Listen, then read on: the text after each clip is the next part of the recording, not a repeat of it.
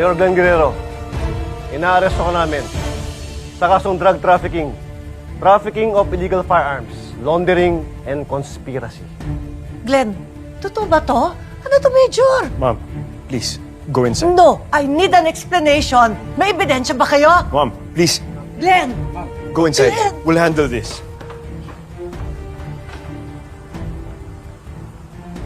Mayor, sumama na lang po kayo ng maayos. Huwag natin gawing komplikado ang sitwasyon.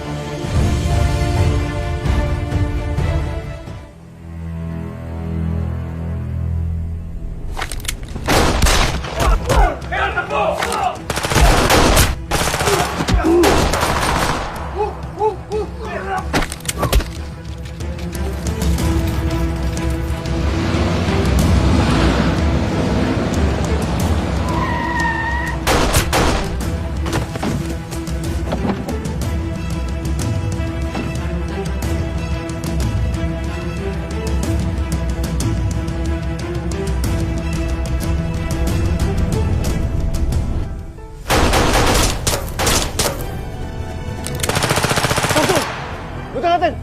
Yes, sir.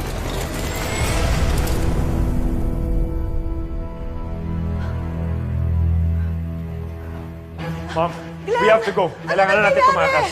Let's go, let's go. Hindi, Let's go. sandali. Sa totoo sinasabi ni Major Flores? Mamuya, we can't talk about it now. Kailangan na natin umalis. Glenn, hindi, pagod na ako. Bakit hindi na lang natin sila harapin sa korte? Ma'am, kung gusto mo mabulok sa kulungan, you stay here. Glenn! Mayor!